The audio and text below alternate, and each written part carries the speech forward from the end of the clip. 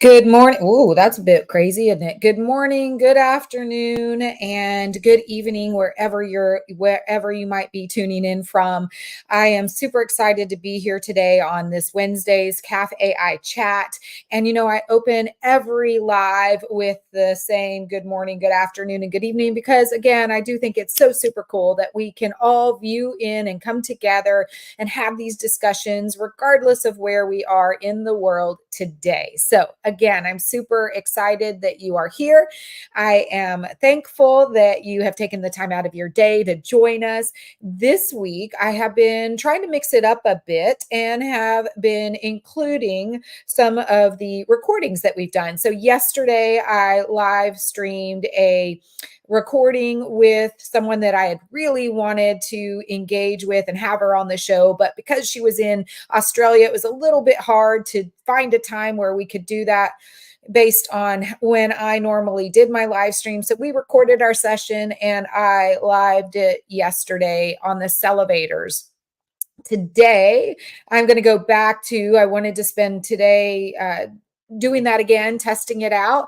And so I'm hoping that you guys will stick around because I do need feedback on what's working and what isn't. I wanted to restream my conversation with Cory Warfield. If you don't know him, he is amazing. Not only is he a coach for me as it relates to LinkedIn and just helping me build my brand overall, but he is also an AI expert and has his hands and multiple interests in various different AI technologies, softwares, whether he is helping to develop, whether he's investing or an advisor on the board. He is immersed in the technologies. And he also has one of the fastest growing newsletters. He had one on another platform and he now just released his one here on LinkedIn and it went viral. I mean, 100,000 subscribers in a week. So very cool. So I want to welcome Cory to the stage. I'm actually going to start the recording. I'm going to be here in the audience. So I want you to just let us know where you're located. I'll be engaging. I'm behind the scenes paying attention, and hopefully this will be really cool. I know the interview was good, although I will caveat it with saying it was one of my first ones bringing back the Caff-AI Chat. So it was my first episode for this year. And of course, my video or my presence has changed a bit over and evolved over the course of the time, but I'm looking forward to sharing once again Cory Warfield. So let me bring that video to the stage. I'll put myself back in the background here in a moment and I'll start engaging in the comments. So here we go. Oops, Wednesday or the special episode of Caff-AI Chats with my guest, Cory Warfield. So welcome everyone. Thank you for joining us this morning. Let us know in the comments below where you're tuning in from. But by the way, I am just learning to get savvy with this. I'm still not anywhere near. So I'm not great at doing double duty. So if I don't respond back to you or if I can't feature you above where you're from, I apologize. We will get with you in the comments after, but definitely let us know where you're from. We're so excited to have you here. For those of you that don't know, I'm in Houston, but I don't want to spend much time talking about myself. I would like to introduce Cory and allow him to do his own introduction, but I just want to share some tidbit of information or maybe some interesting facts about Cory. We actually have been connected since 2022. I think at the very beginning when we first connected, he was kind enough to welcome me into his world.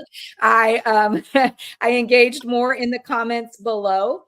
And then we kind of just didn't really engage for quite some time until about a month ago when we happened to have the opportunity to join a Zoom together, got to know each other in a from a different perspective, learn where he is and what he's doing these days, share a little bit about myself, and then we got to meet live. So how many of us actually get to meet our LinkedIn, gurus or those that we aspire to be like? Not very often. And I had the opportunity last week to meet Cory live in Phoenix, Arizona. But that's enough about my little tidbits of info. Instead, what I want to do is pass it on over to Cory so he can really truly do his own introduction, because I'm sure I do him a disservice. He's an amazing individual and we're so excited that you're here. So thank you, Cory. Well, thank you. First and foremostly, my name is Cory. I'm glad to meet anyone below that hasn't met me before.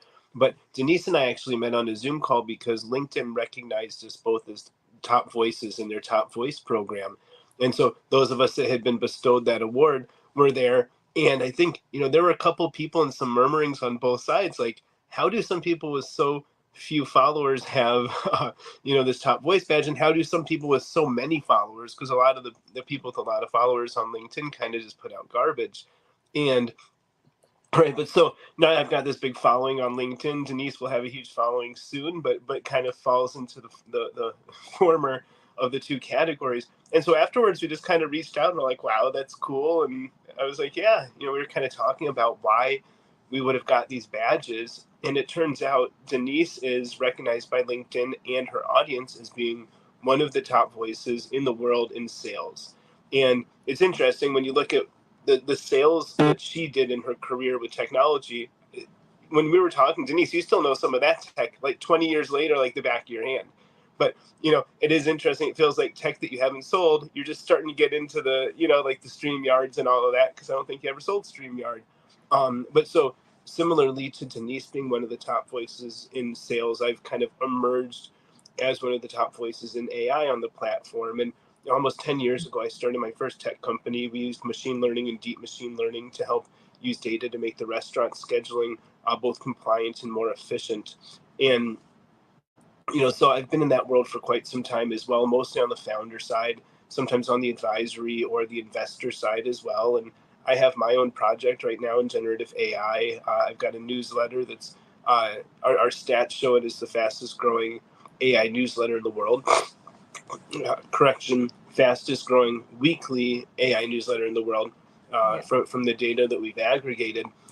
But so it's just fun. And having this weekly newsletter and having to feature, 16 different tools a month and come up with 4 very relevant, timely, witty introductions that are typically, relatively long-winded, and then having to come up with different tutorials and different prompts, right, every week means that I have to be digging through the hundreds of new tools every week. So it's helped me really stay ahead of the curve on a lot of things. So, I'm a founder, I'm an influencer, I'm an influencer coach. I've created some of the bigger names on the platform that have done, hundreds of millions of inbound revenue on LinkedIn. And, other than that, I'm a startup guy. I'm an entrepreneur in residence at the Founder Institute. We just kicked off our most recent cohort last week.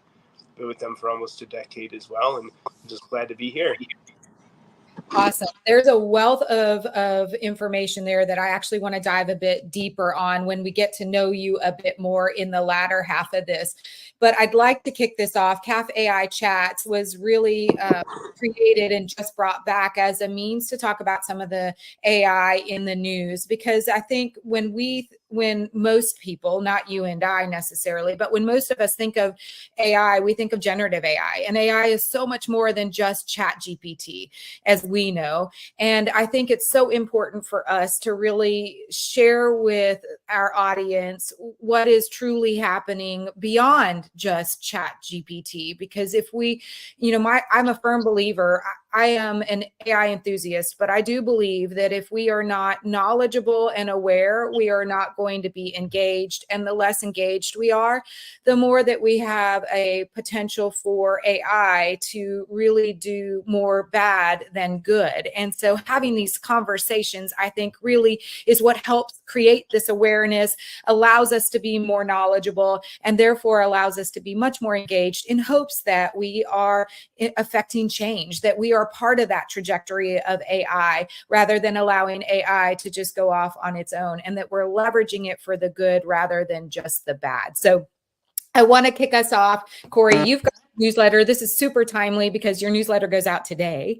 But maybe if you could share a topic that you think is important that we should be discussing amongst us all today. If you could kick us off, and then, if we've got time, I've got one as well. But I do want to, on the after our news, dive into a bit more about Cory himself. So thank you, Cory, if you could kick us off with that.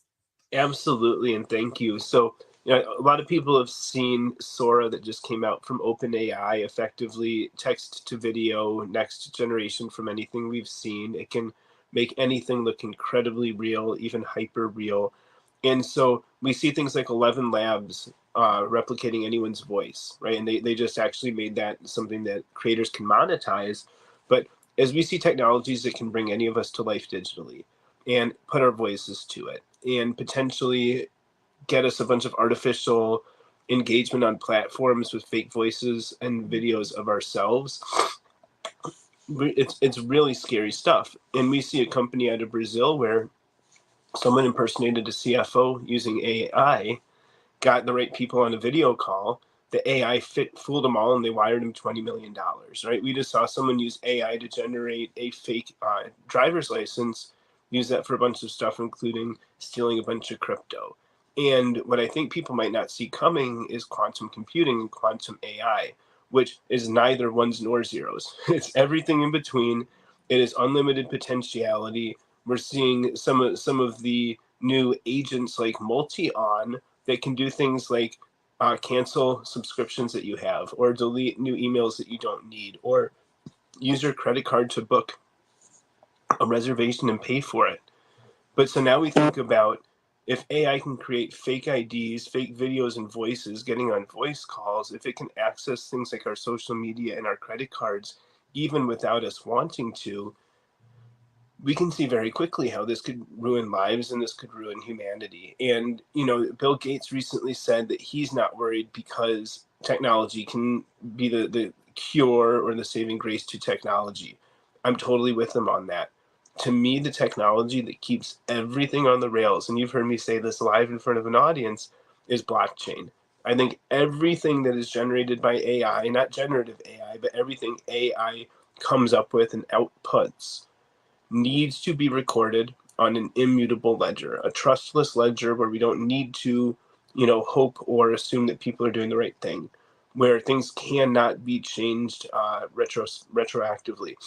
We need these to be in such a manner where any technology that's trying to do this without that failsafe will be detected, will be shut down. You know, I get so, and I'm an optimist, but I get so scared and concerned about what can happen if we don't do Mhm. that. And unfortunately, I'm still not hearing people talking about that, even at some of the, $100 billion companies and, you know, open AIs even and stuff like that. Even Google, who has some incredible AI that they haven't released, publicly yet, but none of them are talking about minting it on chain.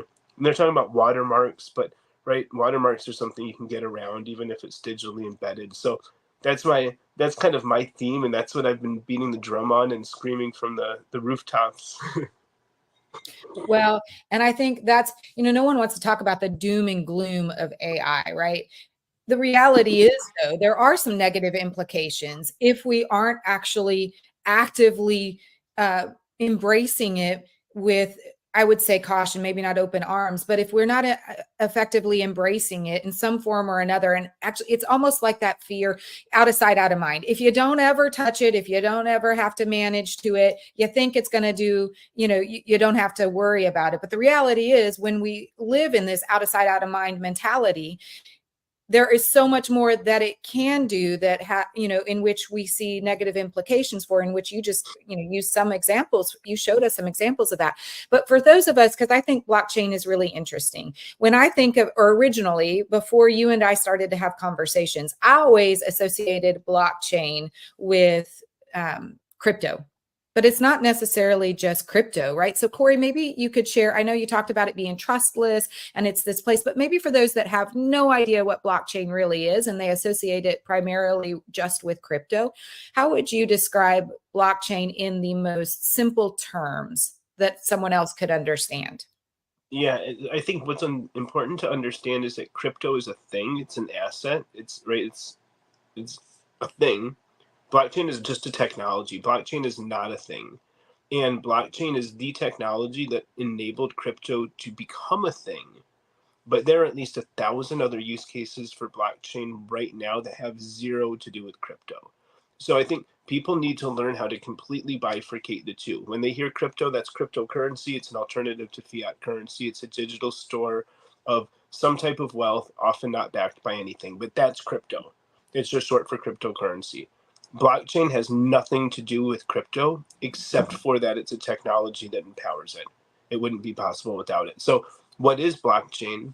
It's a digital record of anything that's happened that has been recorded on the chain. And typically, there's a smart contract associated with it. It's immutable. You cannot go back and change it. It's typically distributed or double blind, meaning there's two records in places that could have no way of knowing where the other one is. So in order for anything to be validated and moved forward on the chain to add to that record that again can't be changed, two people in two parts of the world that would have zero way to know who the other one is because it's completely randomized, right? That's the only way that you can build onto that knowledge base. And you can always look back and see every transaction, every entry onto that ledger. And so we could see any video and it would be tied back to ChatGPT, Google Gemini, Perplexity, whatever it might be. And we could even see what prompt was used, who prompted it, right? What computer or device did they do it on? What led up to that point? Because there's so many ways to jailbreak AI, right? On chain would be how did they get it to do this thing it's not supposed to do?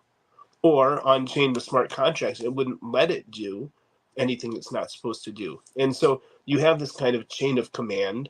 Um, as I've been saying, fiat currency is often not backed by anything. That's a moot point in this conversation. That's the people that say Fort Knox has no gold in it, and there's probably some validity or truth to that or not, and most of us will never know because we'll never get in there. But I do see cryptos that are backing themselves with gold and with diamond and things of that nature, which I think is very, very powerful. But yeah, again, to get back, I think we just need to understand that there's a complete delineation between crypto and blockchain. When I think of, and we won't beat this, we won't beat this as a dead horse now at this point, but just to maybe summarize, if I think of in terms of blockchain, and you mentioned a digital contract, in essence, what it is to me is like a black box. It is recording everything that is transpiring. And the difference between this or the blockchain and the black box versus a flat contract that you have between two parties that you sign. If you go back, I mean, you and I both been in sales, Cory, and sometimes finding that original contract that two parties put together can sometimes be difficult. And then when you find it, actually sifting through and determining whether someone is in compliant or not in compliant sometimes can be a bit tedious. And not everyone even reads those contracts. With the blockchain, you don't have to have that. And do both parties have the same original contract, or has one of them been manipulated? Because you can go through, there's no digital hygiene. You can effectively digitally white out or re-render, or right, there's so many ways now people are digitally signing things, e-signing them without their real signatures. It's just a very generic digital signature. So there are so many ways to manipulate something like that because it's not on chain. But exactly. once we chain everything, and we can be blockchain agnostic. Blockchains do not need to be overtly carbon intensive. They're actually carbon neutral and carbon positive blockchains. But we can be agnostic as long as the chain will exist for the foreseeable future. But we need that digital record. We need to know what AI is doing. We need to know what it can and cannot do. We need to put checks and balances on it in a way that we're not relying on government or executives behind closed board doors and stuff like that. Well, and I love, because I believe, like you, especially now that I'm a bit more educated, and I am by far not educated enough. I still need to go back and do some more of my own research. But if you think about how we do business today, we should be very transparent when we're leveraging, especially AI technologies. And the way to do that is to leverage blockchain. But what I find interesting, Cory, you shared a story in which you were engaging in conversation with someone that was a C-level individual at a very large organization that had no concept of leveraging blockchain. And so maybe you can share that, because I think that therein is telling that we still have a lot of work to do to get to a point in which we are ethically leveraging AI in a way that is responsible to our consumers and those around us. Well, this story is public domain, and we have or rather, we have videos on many of our various internet channels at Interesting Engineering. So over 1 million people have now seen either parts of or our whole video. But So that individual's name is Cedric Nike. He's one of the global CEOs and board members at Siemens, $140 billion market cap company. So, right, he's as senior as it gets. It's, you know, one of the most legacied and higher valuation companies in the world, doing a lot of visionary, cool stuff. I'm actually blown away by what Siemens is doing, and they just announced their industrial metaverse, and there were 1,000 people on the edge of their seats, you know, myself included, and it was super cool. And afterwards, their team and my team got together, and we went back to this kind of secure location, and I was able to interview him for some time.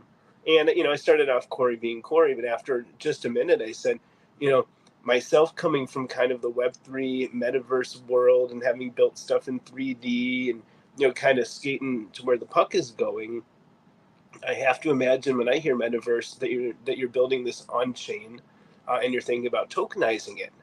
And again, tokens don't need to mean cryptocurrency, but they can. Crypto is a token. But so I said, right, I have to imagine you're building this on chain with tokens. And he thought for just a moment, and this is on camera, and he said, you know, that's a great idea. I hadn't thought of that. I guess we probably are going to need to tokenize and, you know, think about blockchain.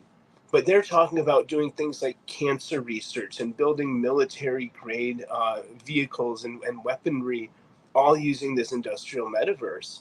And to think that we wouldn't know kind of how people got there, or, you know, when you stress test things in the digital world, how does it really translate to the physical world? We need smart contracts. We need things that become, you know, checks and balances in real life.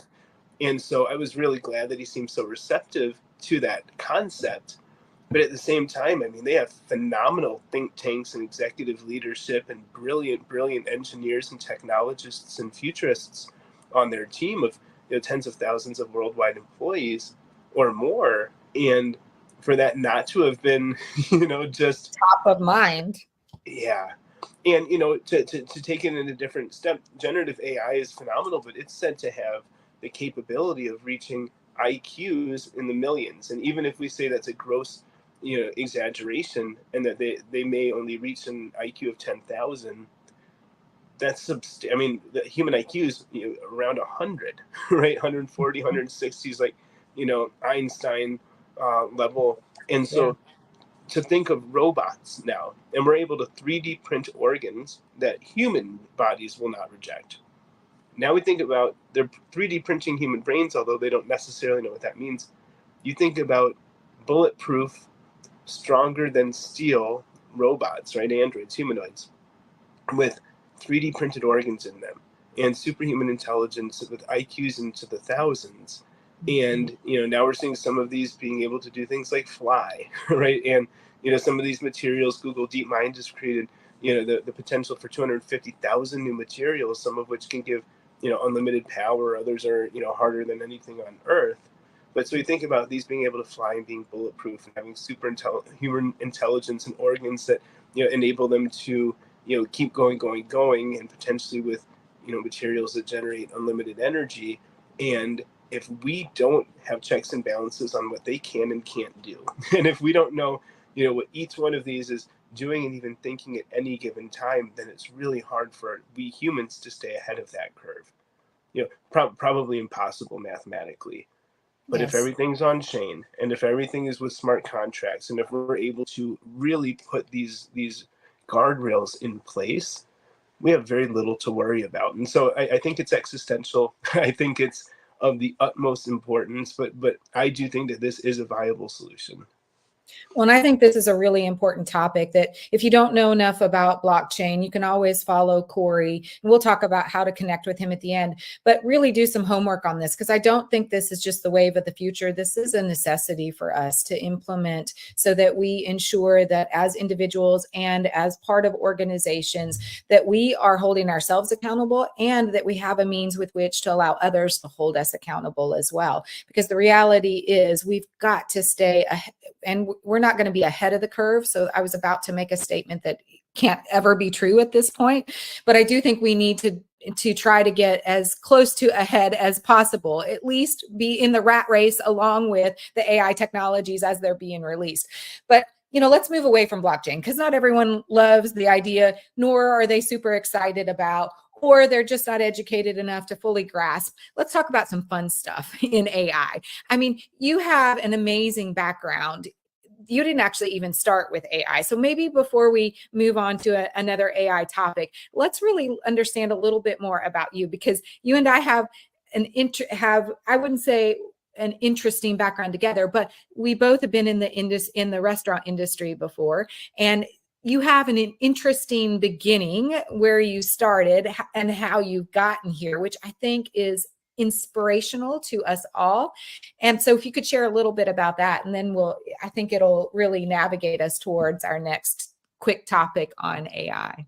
Perfect. I'll be super quick. But yeah, at 16 years old, I became a waiter and a bartender at the prestigious Kellogg Business School at Northwestern at the Allen Center. And back then, in the mid 90s, at least in the county of Cook, all you needed to do is be 16 with a license to work. And if you weren't taking money for alcohol, you could serve it. And so I learned everything about making cocktails and wine and service, and did that for a while.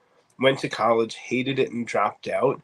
I dropped out because I became a computer software program or engineer tester. I was an alpha, then a beta tester. Now I was building websites and things like that on my own with Angel Fire and GeoCities, but right, all those years ago, it was all kind of new, and I loved testing software, and I did that for a while. And the project terminated. We were building one of the world's first online encyclopedias and atlases, and I was able to go from that as a 19-year-old college dropout to become a metrologist, which is the science of weights and measures. And so I became a metrologist at a pharmaceutical research company. Loved that for a bit, got slightly burnt out on it, right? And so I pursued a music career. And I went, on kind of a self tour. I had music that I'd recorded, and I went around the country performing it and selling, my recorded music. But I thought I was going to make it as a musician. And so I kind of abandoned my, waiter and bartender roots and my very, short time in corporate, and pursued this career, and it didn't work. And so a year or so later, I found myself living on the streets, out of a car, like all of that stuff. And I remembered, hey, I was pretty good at restaurants. So, at 20 years old, I went back into restaurants, and I ended up spending almost 20 years in restaurants. And I ran restaurants around the country, and, I became certified as a sommelier. So I was able to work at some of the finer restaurants around the country, including in Houston, Texas. I worked at Brenner's. I worked at the old San Francisco Steakhouse. I worked at Houston's. And so I spent most of my adulthood working in restaurants. No real professional experience, no degree, rubbing shoulders with, all the billionaires and all the celebrities I grew up looking up to. But I got sick of being a servant in the castle.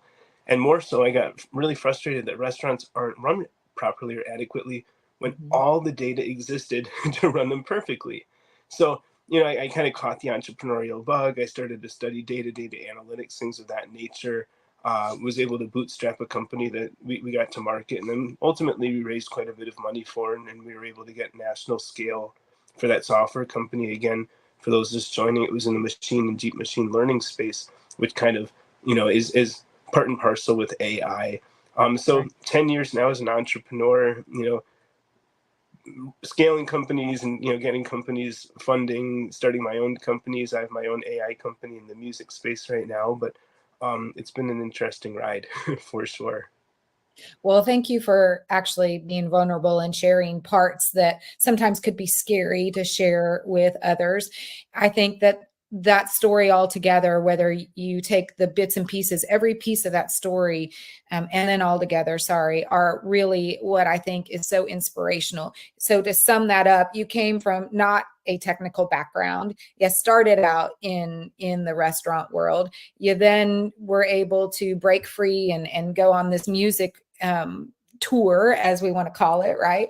And then you hit some hard times and realized that wasn't going to work. And, it was really there were some really hard times, but then you picked yourself back up, you got back into the restaurant world, and then you went back to this entrepreneurial, not that show business is necessarily deemed as entrepreneurial, but it is, right? You kind of went out on your own. So then you decided, to go back out on your own, leverage what you had experienced in a little bit of the tech world prior to, before the restaurant, during the restaurant world, before you hit 20, and leveraging your restaurant experience to launch, a solution that could really help make a positive impact in the restaurant space. And then you've expanded from there. And it's pretty amazing because now you have one of the leading and fastest growing AI newsletters. You've got your hands, as you mentioned, in multiple different AI ventures and tech ventures. You're in crypto. You talk about the importance of blockchain. I mean, it's an amazing journey that you've been on, and one that oh, yes.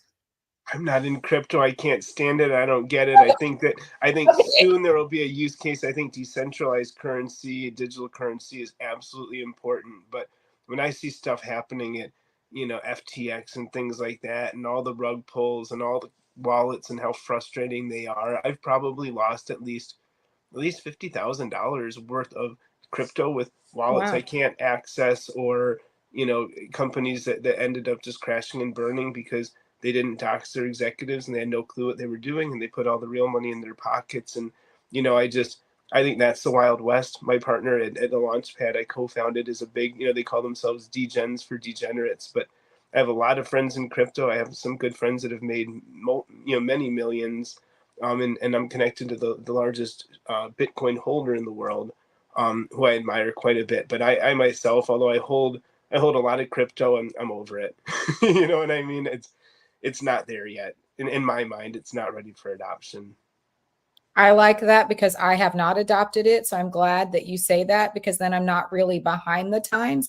I'm actually probably in the right space until they improve over what they're doing today, so that adoption may be easier and that we may actually see some success with it. So thanks for, one, qualifying that, and two, educating us a bit more on that space. I'm sure, and in fact, I know a couple of people that are out listening in the audience that would probably beg to differ with you or have an argument, but to each their own as it relates to crypto. But moving on to, we don't have a whole lot of time left. What do you think is the most exciting technology that you're seeing right now? You and I briefly talked about, Gemini and some things you can do there, but what do you think is the most exciting right now in this very moment that you would like to make sure that everyone knows about, or that if we don't know about, you give us enough that we can go out and learn some more about it? Well, for those that haven't used AI, you have to. It's really easy. You ask it how to use itself. Feel free to play with any of the free ones, whether it's Pi, that was started by LinkedIn's co-founder Reid Hoffman, which is really easy to use, or Perplexity, which is kind of the first real AI-powered way to surf the internet. Really, really great. Or ChatGPT, obviously, is a great one. The one I'm loving right now is Google Gemini, which was called Bard. Their best version is called Advanced, and you can get free access to it by signing up for a free trial to Google One. And so, what I'm using these for is, as a non technical tech co founder, I'm using ChatGPT to write a bunch of code, mostly in Python, but some other repositories. And, having it explain to me why it's writing in which languages, have it explain to me how to create the right environments, how to, effectively make the code work. Then taking these, getting them set up in environments, but then putting the code into other AI. So I'll have ChatGPT code something for me. I'll then put it into Gemini, and I'll have it kind of debug it, and I'll ask it, what could be improved, and what the fallacies are. And going back and forth, I've been able to build several softwares already. Very, very quickly for little to no money. I hear people like Sam Altman say soon 10-person companies will be worth $1 billion, and then single person companies can become multi-billion-dollar companies. That's where I see all this technology going. So I can make a beautiful website with AI for free in half an hour. I can make software within days, right? And it's not just me. I just got very good at prompting AI, and again, I play with all the tools, so I know what's out there, which is a competitive advantage. But yeah, right now using Gemini to kind of take things from any of the other AIs to the next level has been a game changer. I can't imagine coding anything, but you have a little bit of a coding background. It'd be cool though to attempt it to see what the solutions Gemini and ChatGPT together could do. I'm excited to go out and test it myself. So I'm going to sign up for a trial version. I'm going to come to you if I need some help with it.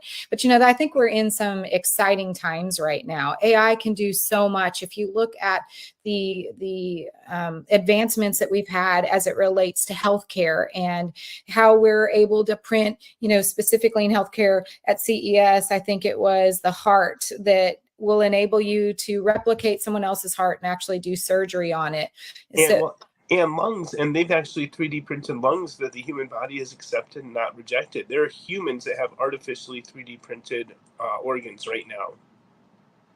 That is amazing to me. And that's not just the future. I mean, this is the here and the now, and it's so exciting. But as we talked about, it is important that we are aware, knowledgeable, because there are some negative implications of leveraging AI or allowing AI to just go on its own. As we know that it's going to become billions of times smarter than we are. And, there are technologies out there that are being developed that could put us in a place in which it might be a bit more scary than we would like. But that being said, it's an opportunity for us to differentiate ourselves by leveraging AI to really have some fun with it and look for the positives, the AI for good that we're seeing out there in this world.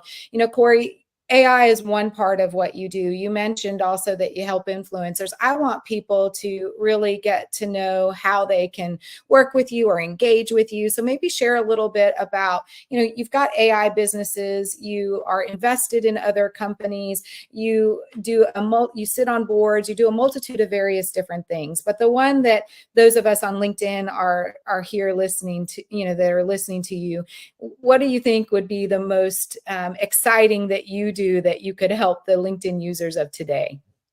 Well, thank you for that. And I'm excited. I think today or tomorrow is going to be the 15th person that I've coached to break 100,000 followers. So I work with people one-on-one, shout out Sean Nason, but that want to build a huge following with an optimized profile, going viral routinely. And, I'm not as excited by vanity metrics, things like our top voice badge, that I'm very proud of because that's merit.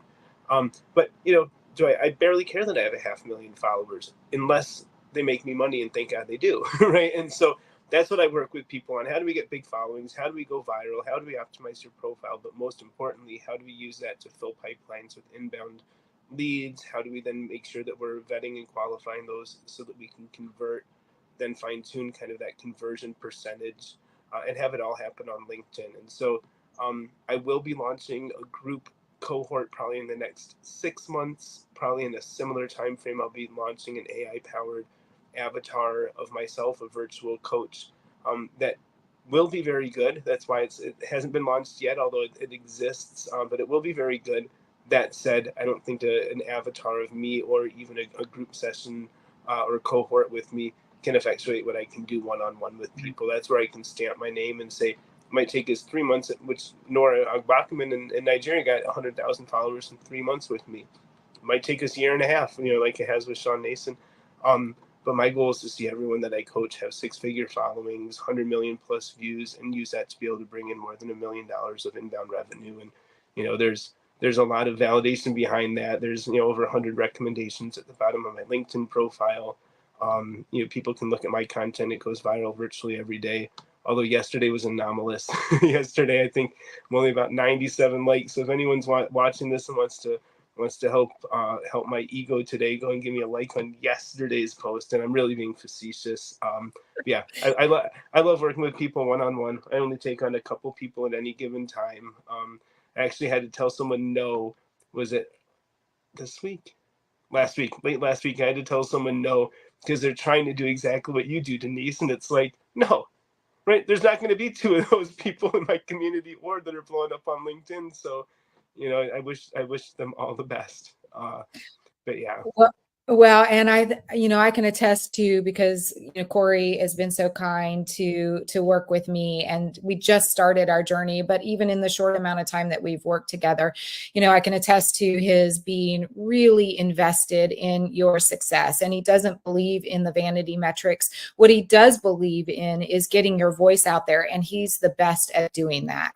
So he will teach you how to do it. He'll push you out of your comfort zone. He'll kind of make you think outside of the box, and he'll help you to adopt new strategies that you might not quite feel so truly comfortable with just yet, but that you're going to be there when you see the results, right? So that's coming from a true testimonial of myself. But I appreciate the time that you've given us, Cory, on this session today. The goal is always to talk about how valuable and important AI is in the current news, but it's also important for us to get to know those that we engage with on a regular basis. And Cory, just engaging with you has been amazing. So we appreciate your time. I appreciate all that you're doing with me. I would tell you, anyone who's listening, to make sure that you go and follow Cory. Not only is he amazing and knowledgeable as it relates to AI and new technologies, but he's got a position in where he stands as it relates to blockchain, and he can help you really get your voice out and start bringing in the revenue that meets all of your goals and expectations. So again, thank you, Cory, for joining us. For those that are here today, normally we have Caff-AI, geez, it's a tongue twister, Caff-AI Chats on the second and fourth Wednesday. So stay tuned for next week's session, same time, same place. And this was a awesome special episode. Thanks again, Cory. Thank you to everyone who is out there. Drop us a note. We'll try to go back and respond to them. Check out Cory's posts, and just watch how things change for me as well working with Cory. I'll be a true testimonial, and he's got a lot of them out there. So go check out some of the people he's worked with, and you'll know for sure that he can help make a difference in anyone's LinkedIn profile, and where there in turn will be anyone's business. So thank you, Cory. Thank you so much, Denise. And thanks everyone for tuning in. I had a blast. Thank you. All right. So